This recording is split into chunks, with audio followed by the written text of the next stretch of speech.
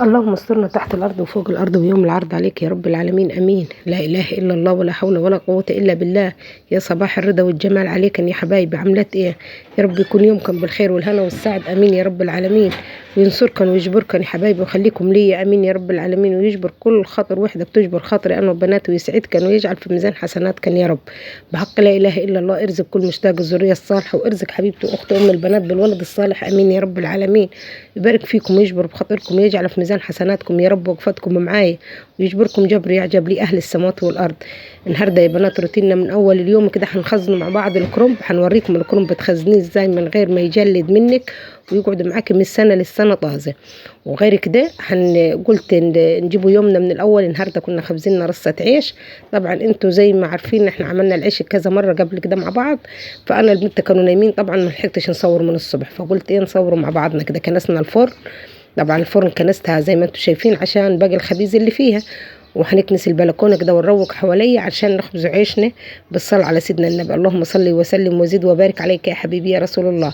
حبايبي الاخوات اللي هيسالوني يقول يوم فارس العيش البلدي ده هتاكلوه في كل حاجه، في ايه، في كل حاجه، في كل حاجه. العيش الشمسي ده او الرخفان ده بناكلوه في الطبيخ، في الطعميه، في البطاطس، في اي حاجه تتخيلوها. يوم ما تضيقي معاكي خالص بتشربي بيه كوبايه شاي بيسد جوع بسم الله ما شاء الله، وبتحسي بيتك مليان خير. هو كده يا دوبك ابتدى يقوم اول خمره كده بنقلبوه على وش التاني. بصوا هنا بنقول لكم لما تلقوا الجنب ده هابط كده وديه الناحيه التانيه ناحيه مقابله الشمس عشان يرفع معاكي ويبقى العيش كله سوا واحد. بالصلاه على سيدنا النبي. اللهم صل وسلم وزد وبارك عليك يا حبيبي يا رسول الله. انا بصراحه عنديش دقيق، ده البركه في اختي وحبيبتي ربنا يبارك فيها يا رب ويديها الصحه، الحاجه ايمان. هي اللي بعتت لي شكاره الدقيق دي، شكاره الدقيق 20 كيلو، ربنا يبارك فيها ويجعل في ميزان حسناتها، امين يا رب العالمين. اللهم صل وسلم وزد وبارك عليك يا حبيبي يا رسول الله. لا اله الا انت سبحانك اني كنت من الظالمين. ربنا يحنن علينا الجيوب الجافيه، وربنا ينصرنا دايما ويجبر بخاطرنا بولاد الحلال، امين يا رب العالمين. بصوا حبايبي انا من يوم ما نخبز في الفرن دي بنعمل نفس الحركه. بعد ما الفرن بتسخن كده معايا بنفودها، احنا بنقولوا عليها فوده. الفوده ده عباره عن حته قماشه بتكون ملفوفه في عصايه جريده من عن جريد النخل يعني، وبتفودي بيها. طبعا انا عشان ما عنديش جريده بنلفها في البشكور زي ما انتم شايفين كده، وبنبلها ميه وبنمسح بيها الفرن. الفرن بتاعتك بتبقى نظيفه، بيدخل العيش بسم الله ما شاء الله بيطلع نظيف زي الشمعه. اللهم صل وسلم وزد وبارك عليك يا حبيبي يا رسول الله. مش بنعملها طب بتمسحيها كل رصه سعديه، لا طبعا. بعد كده بنكنسها بحته قماشه ناشفه برضه بتطيب البشكور. كلمت بنتي ان شاء الله لما تجينا في الاجازه باذن الله، لو ربنا راد وجبر بخاطرها وقدرت تيجي ان شاء الله هتجيب لي معاها مكنسه جرباح. المكنسه الجرباح دي حبايبي ما حدش يعرف عنها حاجه غير بتوع اسوان بس. هنبقى نوريها لكم باذن الله. دي بنكنس بيها الفرن بتبقى جميله جدا في كنس الفرن. اللهم صل وسلم وزد وبارك عليك يا حبيبي يا رسول الله. لا اله الا الله ولا حول ولا قوه الا بالله. اللهم صل وسلم وزد وبارك عليك يا حبيبي يا رسول الله. بص حبايبي العيش ده لما بنجي ندخلوه، بالذات العيش اللي انت مقرناه مش مدوراه، العيش المقرن بالذات لازم تدوسي عليه تديه زغزيغه كده هو وداخل الفرن. احنا نقول نزغزغوه، شايفين كده. الدوسه دي بتخلي الرغيف بسم الله ما شاء الله يطلع قابب بيبقى معاك زي السكر. اللهم صل وسلم وزد وبارك عليك يا حبيبي يا رسول الله. ادعوا لي ربنا يوسع عليا قبل رمضان ونجيبوا لنا شكاره دقيق عشان نعملوا لنا خبزه حلوه رمضان باذن الله. لا اله الا الله ولا حول ولا قوه الا بالله. الدقيق شاحح عندنا خالص احنا يا جماعه. انا بنجيب الدقيق على التومين يعني ما بناخدش عيش بس بناخد دقيق. فربنا ييسر الحال ان شاء الله باذن الله ويوسع الرزق ونقدر نجيب لنا شكاره دقيق قبل رمضان باذن الله. اللهم صل وسلم وزد وبارك عليك يا حبيبي يا رسول الله. لا اله الا انت سبحانك اني كنت من الظالمين. انا الشكاره ال20 كيلو الصغيره دي خبزتها مره واحده، خبزت الشكاره 20 كيلو الحمد لله حمدا كثيرا طيبا مباركا فيه يا رب. اللهم صل وسلم وزد وبارك عليك يا حبيبي يا رسول الله. حطوا اللايك بنت جبر خواطر، ربنا يجعلك دايما من جبارين الخواطر ان شاء الله باذن الله. بعد ما نخلصوا كده هنطلع نعمل مع بعض الكرنب، هنعمل لكم باذن الله بطريقه هتعجبكم. هي يعني مش طريقه جديده ولا حاجه، بس هنحط ليها مكون وهنشيله منها حاجه مش هتخليها تجلد معانا ابدا، وهتبقى معاكي زي الزبده ان شاء الله. اللهم صل وسلم وزد وبارك عليك يا حبيبي يا رسول الله. لا اله الا انت سبحانك اني كنت من الظالمين يا رب. وهنقول لك لو الكرنب بيجلد منك هتعملي ايه عشان يطلع معاكي زي الزبده. صلوا على الحبيب بس، واكتبوا لنا لايكات حلوه تجبر بخاطرنا. ربنا يجعلكم دايما دايما من جبارين الخواطر. انا الكرومب كنت عاملاه معاكم في البث، يعني التصوير ده يا بنت الفيديو ده من لي فتره على التليفون. صلوا على الحبيب كده. يلا شايفين العيش وشايفين جماله. لو عجبكم العيش الصعيدي او عجبكم الرغفان بتاع السعوديه حطوا اللايك بالله عليك يا بنت، خلي القناه ترفع. اللهم صل وسلم وزد وبارك عليك يا حبيبي يا رسول الله. شايفين الشمس والنور كان مفتح كيف؟ الحمد لله يا رب على نعمك الحلوه، الحمد لله ولا حول ولا قوه الا بالله. شايفين العيش طالع من الفرن كيف يا بنت؟ عيط حق ضحك والله. صلوا على الحبيب. يا ريت كان قريبات جنبي كنت بعت لكل وحده رغيف سخن كده، كان يعني الحبايب اللي ما ضاقوش العيش الشمسي يدوقوا العيش وهو طالع من الفرن، بصراحه حاجه تانية خالص. لا اله الا الله ولا حول ولا قوه الا بالله. هنشوفوا مع بعضنا كل حاجه، ويا ريت يا رب يومنا النهارده وروتيننا يعجبكم. صلوا على الحبيب يا بنت، صلوا على الحبيب. انا كنت عامله معاكم بس في الكرومب فلحقت في الاخر وصورت. بصوا حبايبي بتعمل ايه. بنجيب حله بنحطها على النار تغلي، تنمل نميل يعني اول بدايه الغليان. بنحط لهاش غير معلقه سكر بس. ما تحطوش يا بنت ملح للكرومب انتوا بتسلقيه لان هو اللي بيخليه يجلد. ما تحطيش ملح للكرومب لان هو اللي بيخليه يجلد. وفي اخر الفيديو عشان تسمح معايا الفيديو للاخر ان شاء الله ويجعلك من جبارين الخواطر وتجبر بخاطري، هنقول لك لو الكرومب مجلد منك تعملي ايه. انتوا بتسويه على النار بعد ما تلفيه وتحشيه علشان ما يجلدش منك ويطلع معاك زي الزبده بمكونين سحريين. يا تحطي ده يا ده هيطلع معاك الكرومب زبده. صلوا على الحبيب وحطوا اللايك. اللهم صل وسلم وزد وبارك عليك يا حبيبي يا رسول الله. لا اله الا انت سبحانك اني كنت من الظالمين. يلا قومي شد حيلك كده وهاتي لك كام كرومبه بالصلاه على سيدنا النبي كده. الكرومب يا بنت حلو مال السوق الايام دي ومسكر. الكرومب بتاع الشتاء مسكر والله. انتوا بتسلقيه زي كده لو خدت حته وجرشتيها هتلقي الكرومب مسكر زي العسل. لا اله الا الله ولا حول ولا قوه الا بالله. انا جبت الخمسه دول تقريبا والله ما فاكره ب100 باين. خدت السته ب100، مش فاكره 6 ولا 5 ب100. هم كام؟ 6 ب100 جنيه. اللهم صل وسلم وزد وبارك عليك يا حبيبي يا رسول الله. لا اله الا انت سبحانك اني كنت من الظالمين.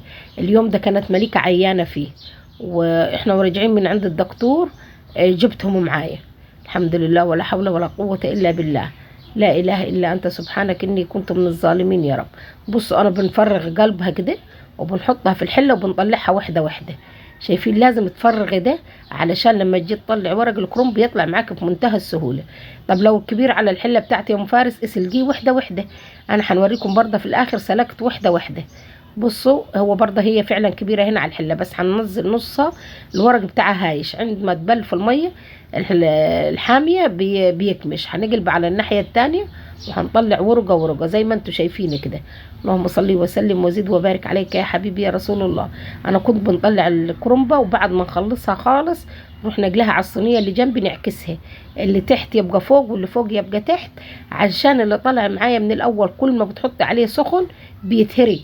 لكن بعد ما تخلص الكرنبه اقلبيها خلي من تحت من فوق واللي من فوق من تحت. فاهمين يا بنتي؟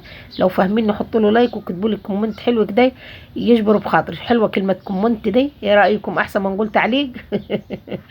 ان شاء الله ربنا يجعلك من جبارات الخواطر يا رب وتجبر بخاطر انا وبنتي دي قبل رمضان والقناه ترجع زي ما كانت باذن الله. عشمنا في ربنا خير ورب الخير مش هيجي غير بالخير. الحمد لله ولا حول ولا قوة إلا بالله العلي العظيم. لا إله إلا أنت سبحانك إني كنت من الظالمين يا رب. صلوا على الحبيب يا بنت بإذن الله يا رب روتيناتنا تعجبكم وفيديوهاتنا تنور رضاكم كده وتبقوا مبسوطين انتوا قاعدين معانا. الحمد لله ولا حول ولا قوة إلا بالله العلي العظيم. لا إله إلا أنت سبحانك إني كنت من الظالمين يا رب. صلوا على الحبيب يا بنت. الصلاة على الحبيب حلوة توسع الرزق وتريح البال وتزيح الهم وتشيل الغم بالصلاة على سيدنا النبي. اللهم صل وسلم وزد وبارك عليك يا حبيبي يا رسول الله. شايفين الكرنب طالع سخن ازاي؟ بصي بقى لو انت الكرنب اللهم صل على رسول الله بيبوظ منك او بيتهري منك او مش بتعرفي تسلقيه نص سلقه، تعملي ايه؟ تحطي الميه دوبك تنملي كده وتروحي حاطه الكرنب وتعدي لتلاته، 1 2 3، وتروحي مطلعاه من الميه، 1 2 3 وتطلعيه من الميه كده ني ومفارس. ايوه انا عارفه. تقطعيه وتلفيه وتقسميه زي ما انت عايزه في اكياس. لما تجي بقى تطلعيه تاني علشان تطبخيه، تروحي ايه تجيبي الميه تحطيها على البوتاجاز. اول ما الميه تبتدي تغلي، اول بدايه الغليان، تروحي راميه فيها ملح وكمون ومعلقه سكر تاني، وتروحي مسقطه فيها الكرنب بتاعك ومطلعاه. هيبقى معاكي زبده. يعني انت الاول ما يعتبرش سلقتيه، يعني يعتبر شممتيه النار بس. لو انت بيظبط معاك في نص السلقه زي كده، يبقى خلاص اعمليه زي ما انت متعوده.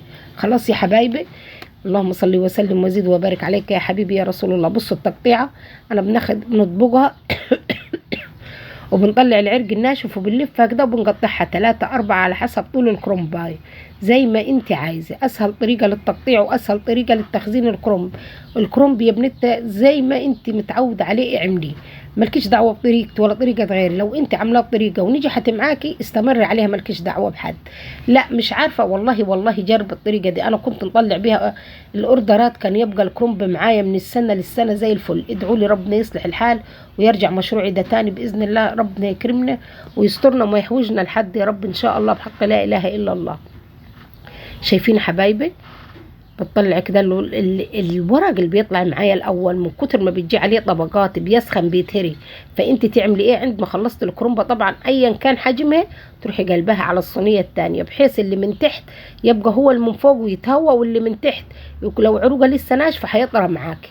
صليتي على الحبيب. اوعي تحطي الكرنب في الميه وتنسيه تقولي علشان لما نطلع يبقى طيب معايا، لا، لان خلي بالك هو في التلاجة او في الفريزر بياخد نسبه برضه، بيستوي شويه من التلج بيدوب يا حبايبي. فانت ما ينفعش تسلقيه سلقه كامله وتحطيه في التلاجة.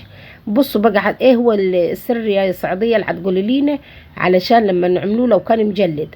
بصي انت لفيت الكرنب بتاعك وراح تطيبيه، اول ما تحطي العقد بتاع الميه بتاعك وتروحي حاطه ربع، خليكم سامعيني يا بنتي علشان ما حدش يرجع يقول لي ايه اللي بتقوليه ده. عارفين معلقه الشاي الصغيره؟ معلقه الشاي الصغيره نصها خل وحطيه في الميه اللي انت هتزجي بيها الكرنب. كد الحله بس، مش تروحي عامله فدان ميه وتقولي انا حطيت، لا، تحطي معلقه الخل، نص معلقه الخل، وبعد كده تروحي كب عليها العقد اللي انت هتسقي بيه وتقلبي الحله بتاعتك وتحطيها على النار. هيبقى زبده حتى لو كان مجلد. الحاجه الثانيه، انت ما عندكيش خل. عارفين الكربوناتو بتاعت الطعميه؟ الطرف في المعلقه برضه، ما تكتريش في الحاجه علشان طعمها ما يبانش في الوكل. طرف المعلقه كده وتروحي حطاه في العقد اللي انت هتسقي بيه برضه وترفعيها على النار. هيبقى معاكي زبده، يبقى يا خل يا كربوناتو. قسما بعزة جلالة الله بتخلي الكرنب بتاعك زبده وطعمها مش بيبان. والله طعمها مش بيبان. بس انا ما نروحش نحط كبشه خل ونقول هي قالت وهذا الطعم باين، لا، انا بنقول نص معلقه صغيره، سواء خل، ربع معلقه على طرف المعلقه كمان، مش ربع، على طرف المعلقه الصغيره كربوناتو. يا ده يا ده، يا كربوناتو يا خل، ما تحطيش 2 على بعض بالله عليكي.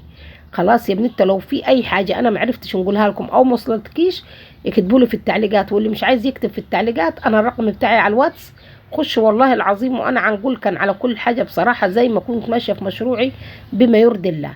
بصوا التقطيع بنوريكم هنا. بصوا لما جيت تلفيه الصبع بيتلف معاك ازاي، هيبقى كله نفس الحجم كده. شايفين الجمال؟ شايفين؟